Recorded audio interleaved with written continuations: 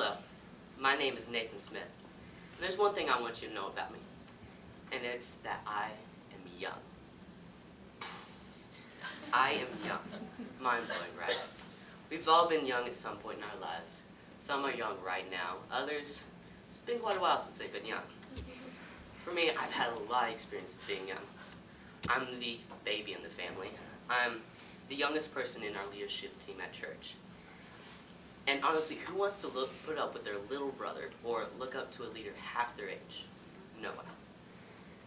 But with those challenges, there come some opportunities. And that's what I want to talk about how we should make being young an advantage and make it an opportunity.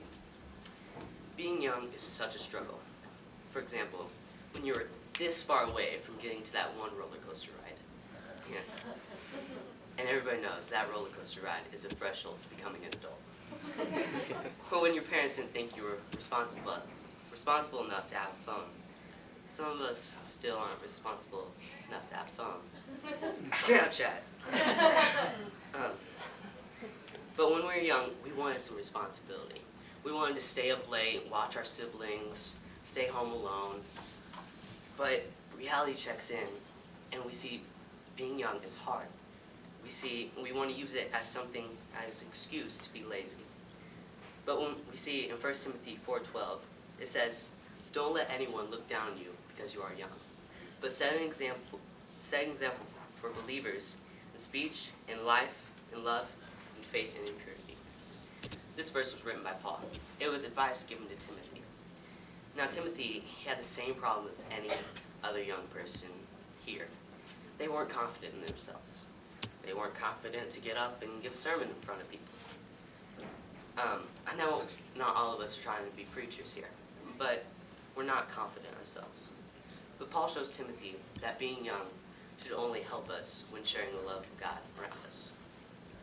Then we see in 1 Timothy 4:16, it says, "Watch your life and doctrine closely, preserving them, because if you do, you will save both yourself and your hearers."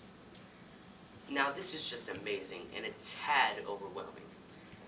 This is saying that everyone that is listening to me now, that will ever listen to me or watch my life, I am partially responsible with your life with Jesus.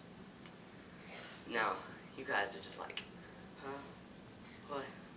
Yeah, it's mind-blowing. And this just shows us how being young is such an opportunity. When we talk about Christ, people hear it. It seeps into their environment, and they see just how much they've grown in the walk with God. In Matthew 28:19, it shows us what we need to do.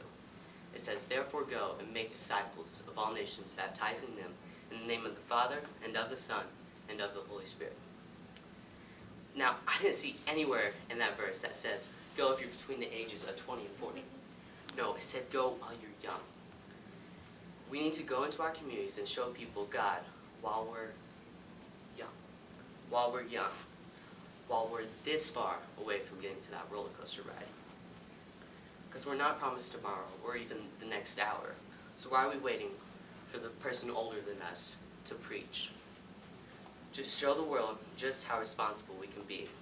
Make a name for all the young people out there, and let us be known as a generation of young men and women sharing the love of God. Thank you.